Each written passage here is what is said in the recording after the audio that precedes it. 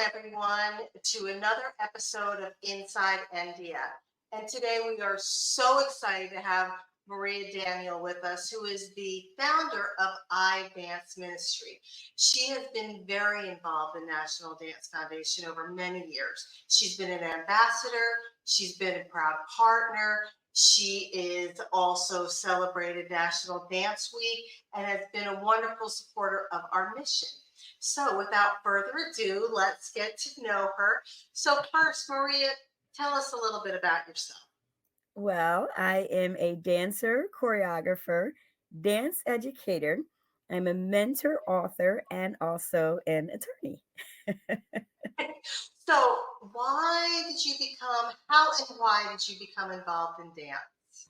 At the time, we were looking to expand our impact in the community. So we were looking for like minded partners.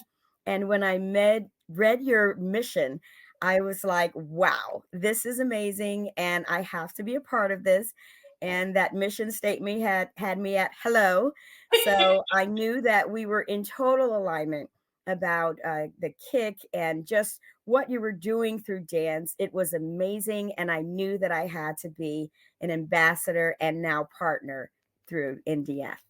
And we're love it. So excited to have you. But before we start talking about National Dance Week, there's so much that you do. So tell me and tell us about your role in dance now and how you see what you're doing with iDance Ministry growing in the future. Yes, so we originally started off with a dance mentoring program, and we wanted to expand to reach other members of the community. We don't just offer dance classes and do recitals and competitions. So, in that sense, we're very, very unique. We provide unique experiences for our company dancers, and we also provide experiences to the community that transform communities, unite communities, and we also partner to provide events, and it's just a wonderful thing. We've done a beautiful hip hop experience class that has gone on for 8 years, and Wow. we're the only hip hop curriculum that has SEL, social emotional learning, trauma infused, instruction. We also have pop fidgets because we know how important. I've designed them specifically for our population. We also offer mentoring. We offer international experiences as well as Project Broken. And that allows us to help others explore mental health, addiction, and disabilities through movement and creative arts. So we do quite a bit in addition to National Dance Week events. That sounds very exciting. So tell us a little bit more about Broken, your program, because it sounds wonderful because we know dance can be so therapeutic, enjoyable, everything. And how did that kind of come about? Well, let me start with first how it came about. Prior to COVID, I'm very in tune with my dancers because, again, we're not just a program where you come, dance, and leave. We had dancer retreats. So I get to spend weeks with our dancers and learn about what's going on in their lives. And one thing I noticed from day one is that the dancers all had been impacted by either mental health, addiction, or disabilities or diagnoses. So I've always wanted to do something. I'm not, clinical. I'm not, don't have the degree behind my name, but as a educator, I know that it's my job to support them as best I can. So over the years, unknowingly, that is why our programs always had those elements in them. And then I decided before COVID, ironically, that I wanted to do an entire production that walked through the process of being diagnosed. What does autism look like through movement or art? What Wow. does therapy look like through movement and art? And obviously, we want to point people toward recovery. What does that look like through dance? So, COVID hit as I was preparing for Project Broken, and I chose the word broken because of the two letters in the middle that say okay. Absolutely love that with the okay. I think that people get labeled, and this also happens in the criminal justice system when I was, practicing law. You don't want to write people off. You want to get to the heart of it. And at the heart of it, we are all broken. All of us have been impacted by things that will affect us. I just wanted to be a positive change in their lives. And I knew that dance was our connection and that our relationship allowed them to open up to me to take them through this journey. So Project Broken started with us learning about the diagnoses and conditions and things like that. Then, after that educational component, we went into a splat studio and we explored those movements in the splat studio and created art. So I have a wonderful piece that's called Bipolar. I wish I could show it to you. It is an amazing piece of art that one of our dancers created after going through this process. Then, after we finished all of those pieces of hope, healing, recovery, autism, addiction, even suicide, we explored that as well. We then had an art exhibit, and our dancers did improv to show them the process of how they interpreted each of these different diagnoses and conditions. And then after that, and that art show was amazing because we also, I'm community centered, we opened it up to students. So students brought their own work depicting their own journey with Wow. addiction, disabilities, and neurodivergence. And they spoke. We had mental health providers come, and that set the stage for our live performance, which happened as the third and final stage. And that live performance was all three together. You saw the diagnoses, you saw therapy, and you saw healing.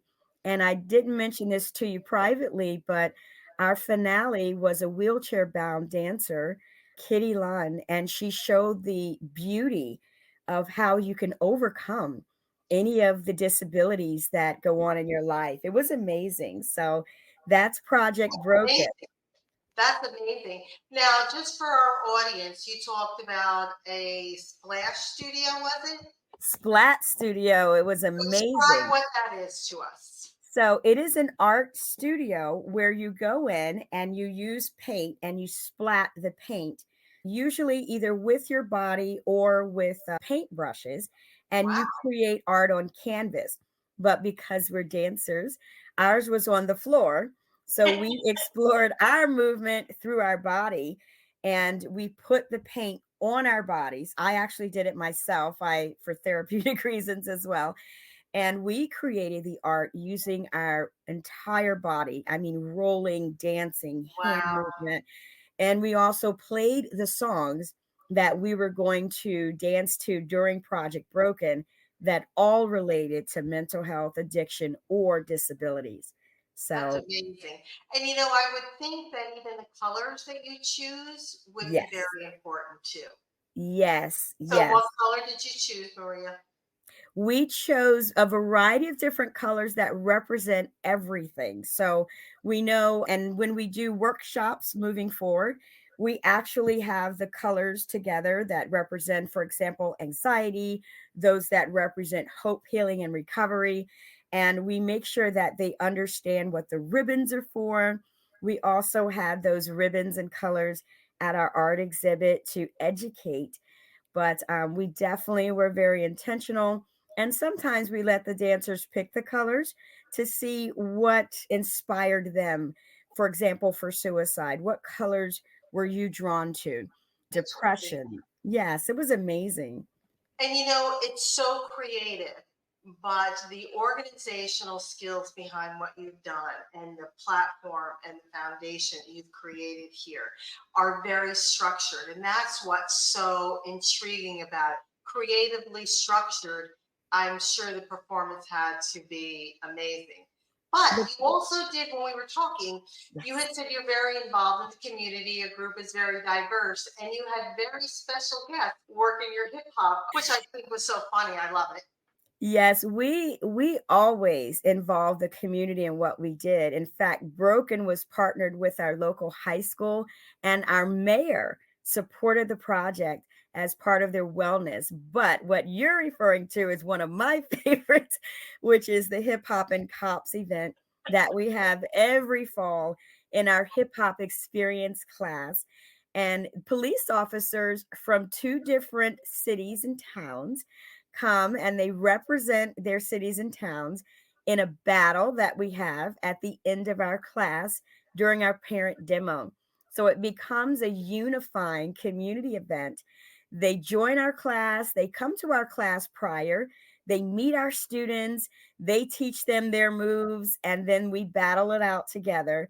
I always announce a winner, and we're actually tied right now. So this next fall is going to be a tiebreaker between the towns, and the mayors don't know, but I want to get them involved as well. Oh, I definitely want to see a video of that because as with our mission, it's hashtag KIC, which is Yes, kindness, inclusion, and community. So that is such a sense of community, bringing absolutely. everyone together, and that's breaking down a tremendous amount of barriers today. But I want to see the tie breaking video come this fall. So we Yes, will post it. Stay tuned, everyone. We will post it on our YouTube channel, which will be a lot of fun. absolutely. And our special needs hip hop class is also something we do in the community. I know a lot of classes are inclusive, and we have those, but I Mhm. have to tell you, the classes where I have simply neurodivergent dancers are near and dear to my heart because not only do they teach me, it is like giving. It's life-giving to me just to see their spirit despite their challenges. And it reminds me as a teacher to not overlook how I present dance. A lot of us don't work, not me, but most don't work with neurodivergent dancers. And some of the things they teach me, I said, huh, I really thought that was clear. And they're looking at me like, it's not. Teacher, it always becomes the student, which is always the best way. Is I the best love way. it. I absolutely love it. And I love what we do with non-traditional dancers. I mentioned this to you privately. Our classes attract more male dancers than That's amazing. studios and even professional companies. And a lot of people say, how do you get so many, people of all races and of all genders? And I say it's by simply being open. I'm an open door. We accept everyone. We make the And you're environment a relaxed. safe.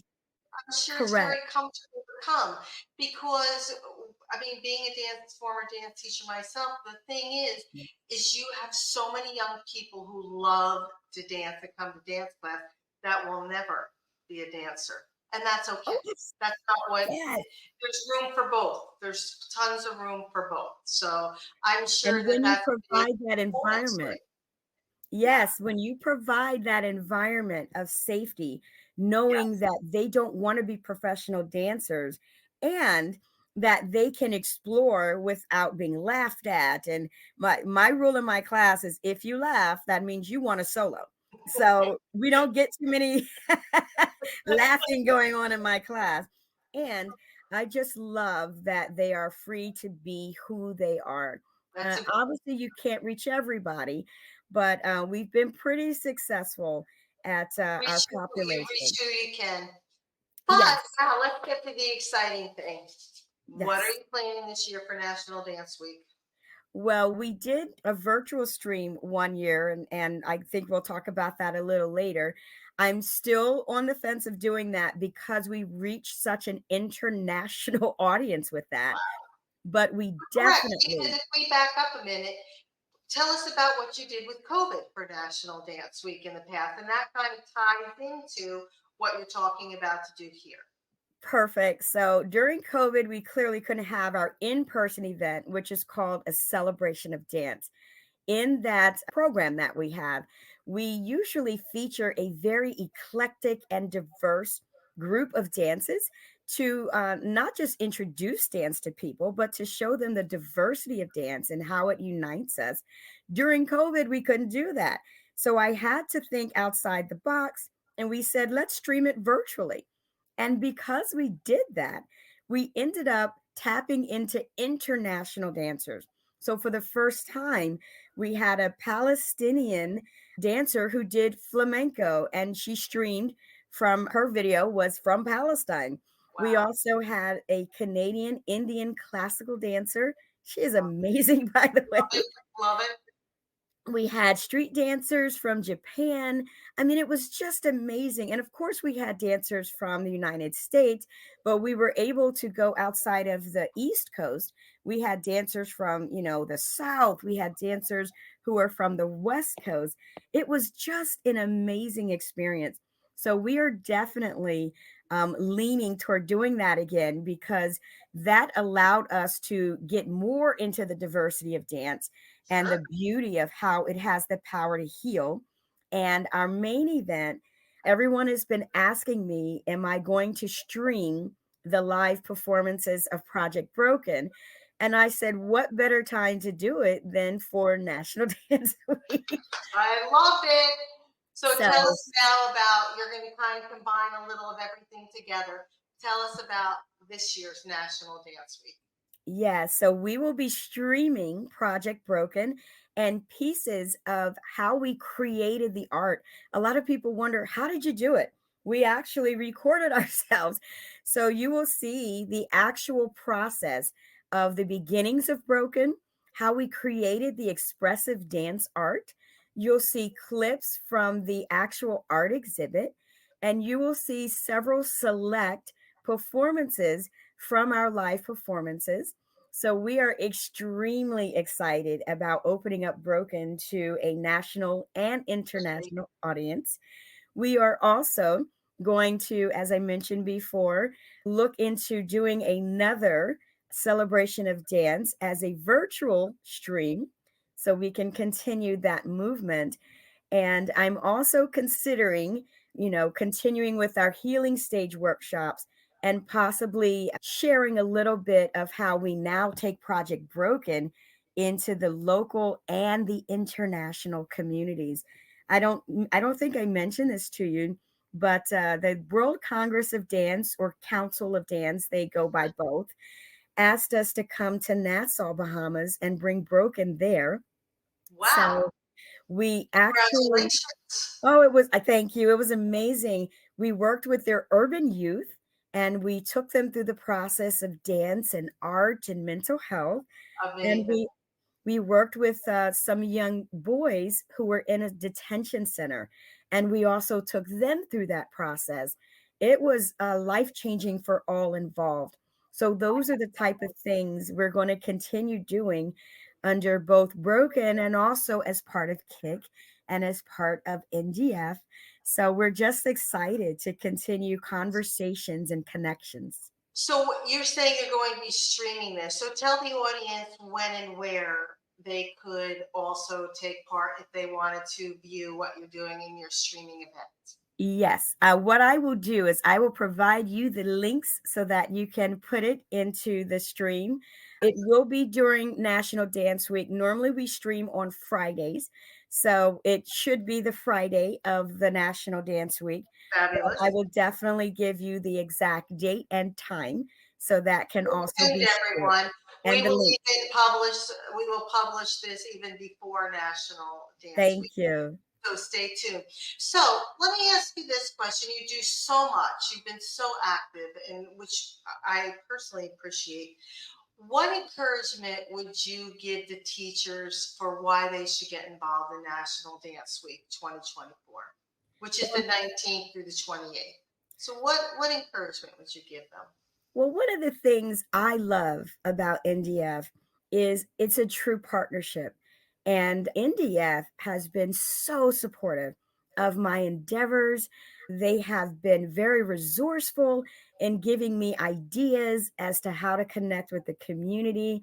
And honestly, it's just a one small step in building those connections with not just dancers, but with members of the entire community. This allowed me to not just focus on the dance community. I was able to use NDF to talk to my mayor and say, hey, let's use this concept of kick and everything that we do to bring dance and creative art to the community. And they were like, yes. So NDF, not just, it didn't just build us as an Correct. organization, it Correct. allowed us to have the credibility to say, look, this is something that we are doing nationwide.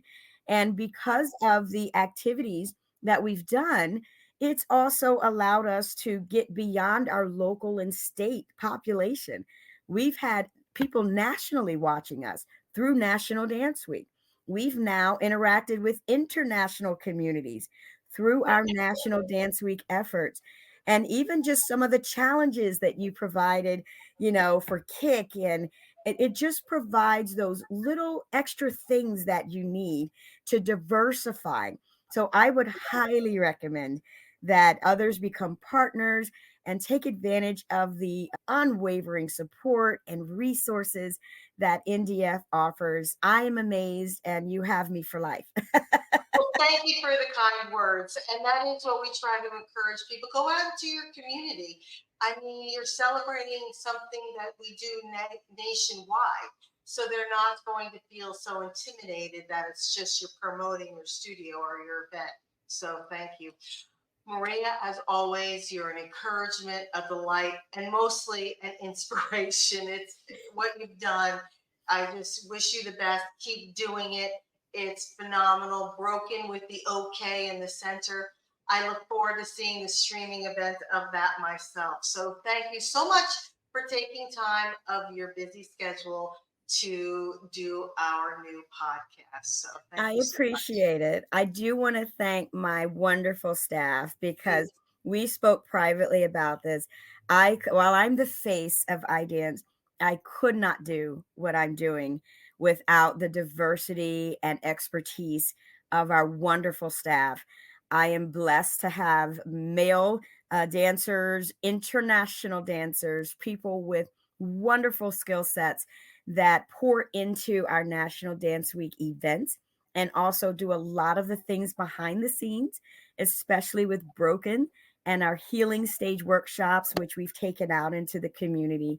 So while I appreciate the highlight, it would be, I would be remiss if I did I not say understand. stand on the shoulders of our wonderful company members and staff at iDance. And thank you so much for this opportunity. Thank you from everyone here at National Dance Foundation too for all you do. So thank you. You're Well, welcome. thank you everyone for joining another episode of Inside NDF. And again, if you'd like more information about National Dance Foundation, please visit us on our website, nationaldancefoundation.org. As always, our podcast can be Mhm. found on our YouTube channel, Apple, and Spotify. And as I end every episode, as I always say, don't forget, keep dancing. Thank you, everyone. Bye bye.